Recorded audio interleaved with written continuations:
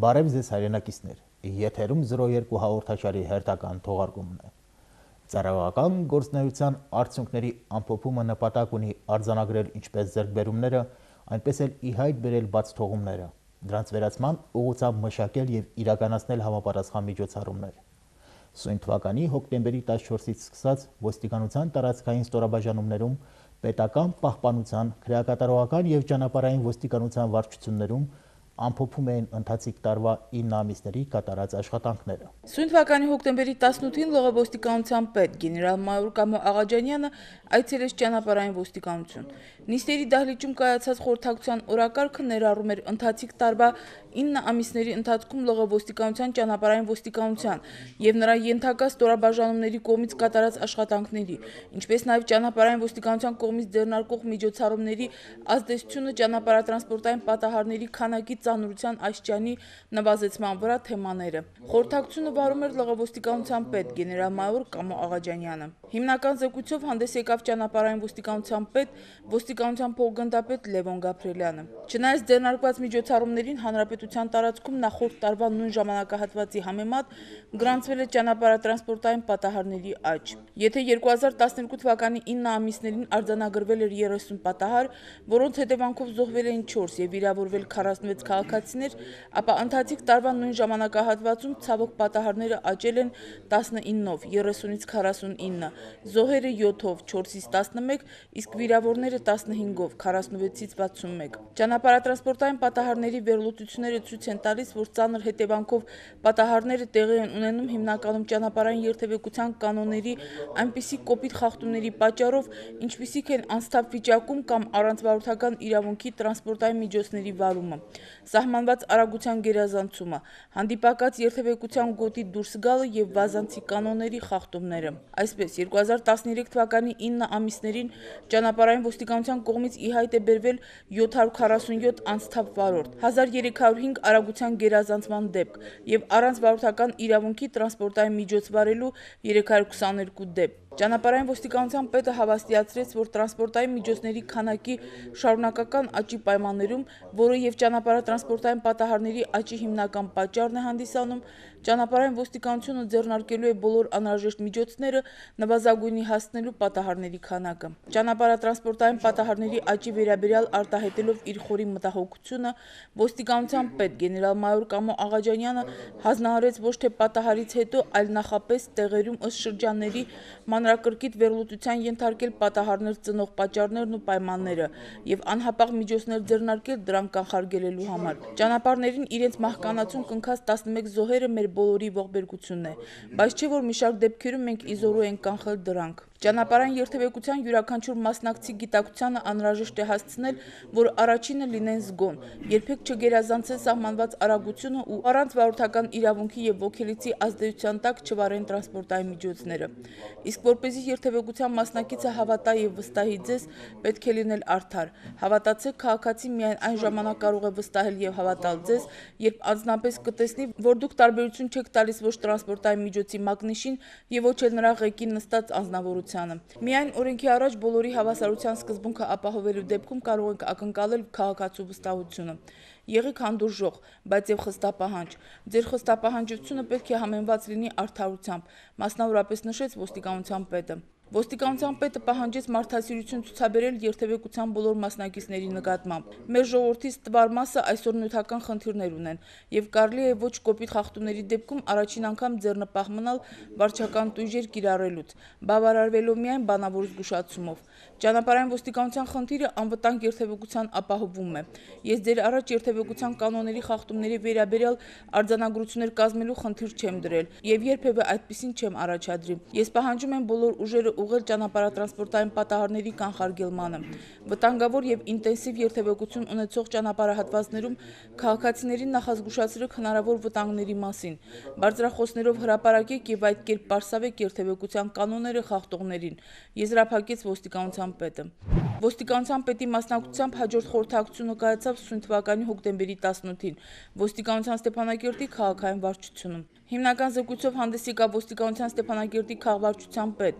Ոստիկանության փոխգնդապետ Աշոտ Հակոբյանյանը։ Ստեփանակերտ քաղաքում բոլոր ծառայությունների գծերով գրանցվել է 114 հանցագործության դեպք։ Նախորդ տարվա նույն ժամանակահատվածի 101-ի դիմաց աճը կազմել է 13 դեպք կամ 12.9%։ Գրանցված հանցագործություններից 16-ը կատարվել է նախորդ տարիներին, սակայն գրանցվել հաշվետու ժամանակաշրջանում։ Ստեփանակերտ քաղաքում արձանագրված հանցագործությունները ըստ տեսակարար կշռի կազմում են հանրապետությունում բոլոր գծերով գրանցված հանցագործությունների 32.4%-ը։ 114 հանցագործություններից բացահայտման տոկոսում հաշվարկելու ենթակա են 107-ը, ընդդեմ 97-ի։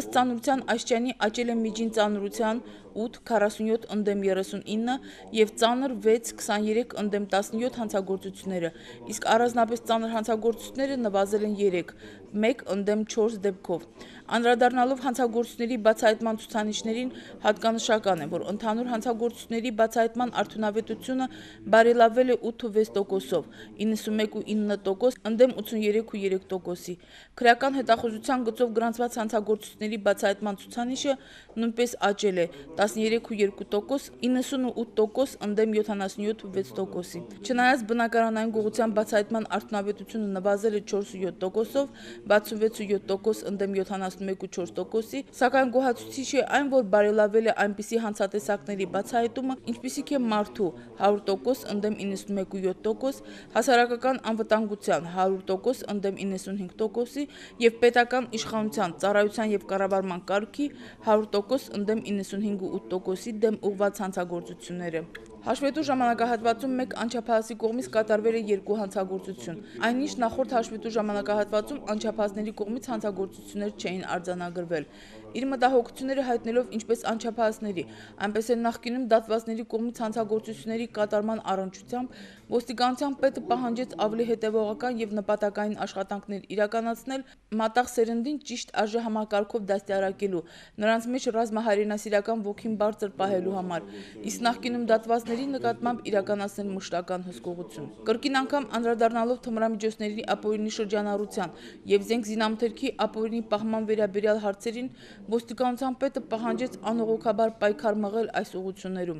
Նորից եմ շեշտում, որ թմրամոլը մեր հասարակությունում տեղ չունի։ Մենք իրավունք չունենք հանդուրժել, որ այդպիսիները իրենց շարքերը համալրեն երիտասարդներով։ Վերլուծությունները վկայում են, որ որոշ անհատներ շարունակում են իրենց մոտ ապօրինի զենք զինամթերք պահել։ Անհրաժեշտ է այս ուղղությամբ ակտիվացնել քարոզչական աշխատանքները։ Քաղաքացու գիտակցությանը հասցնել, որ ապօրինի պահվող զենք զինամթերքի առկայությունը վտանգ է ներկայացնում ոչ միայն շրջապատի, այլև իր եւ իր իսկ ընտանիքի կյանքին եւ առողջությանը, նշեց ոստիկանության պետը։ Խորհրդակցության վերջում ընդհանրացնելով կատարած աշխատանքները գեներալ-մայոր Կամո Աղաջանյանը ասաց. «Մենք պարտավոր ենք արմատապես փոխել հասարակության կողմից ոստիկանի հանդեպ վերաբերմունքը։ Դրա համար ձեզանից պահանջում է ձեր դիմաց կանգնած քաղաքացու հանդեպ լինել բարի եւ արդար, ցուցաբերել հոգատարություն ու սրտացավություն։ Մի պահ ձեզ պատկերացրեք հուսահատության մեջ հայտնված քաղաքացու դերում եւ այդժամ խիղճը, արդարությունը եւ ազնվությունը միախառնվելով իրար հետ կտան ցանկալի արդյունքներ», եզրափակեց ոստիկանության պետը։ Մենք սկսում ենք «Կանգ առ եւ հետեւի ընթացքին» խորագրով մեր նոր հերոստաեջը, որի ընթացքում մեր տեսախցիկը կարձանագրի այն օրինազանց հետիոտներին, ովքեր վտանգելով իրենցից կյանքը վթարային իրավիճակներ են ստեղծում ճանապարհներին։ Ձեր կապույտ էկրաններին ձեր իսկ զանցանքը համընդհանուր պարսավանքի չընթարկելու համար կոչ ենք անում հետևել երթևեկության կանոններին եւ ճանապարհը հատել միայն հետիոտնային անցումներով։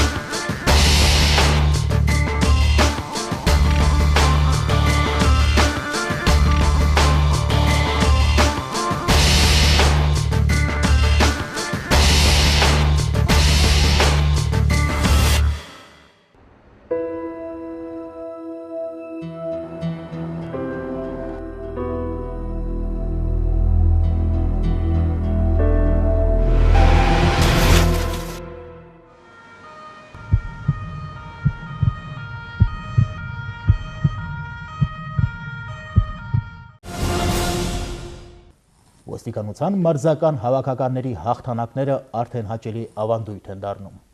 Վերջերս ոստիկանության եռամարտի հավաքականը Երևանից վերադարձավ մրցանակով։ Սույն թվականի հոկտեմբերի 9-ից 11-ն ընկած ժամանակահատվածում Երևան քաղաքում անցկացված Հայաստանի Հանրապետության ոստիկանության եռամարտի առաջնության արդյունքներով մեր գործընկեր պետական պահպանության վարչության ոստիկանության սերժանտ Արցախ Գրիգորյանը 100 մետր վազք վարժությունում նվաճեց առաջին, իսկ թիմային կարգում մեր հավաքականը գրավեց 4-րդ հորիզոնականը։ Շնորհավորենք մեր հավաքականի տղաներին եւ հուսանք, որ այսուհետ եւս նրանք կշարունակեն բարձր պահել ԼՂ ոստիկանության անունը։ Ես անցած տարի մասնակցել եմ ՀՀ ոստիկանության եռամարտի առասմությանը, գրավել եմ 3-րդ հորիզոնականը։ Երկար ժամանակ պատրաստվելուց հետո այս տարի ինձ հաջողվեց գրավել առաջին հորիզոնականը։ Սպորտը իմ նախասիրությունն է, ու ես աշխատում եմ կատարելագործել հմտություններս։ Այժմ ձեզ ենք ներկայացնում Հանրապետությունում գրանցված հանցագործությունների,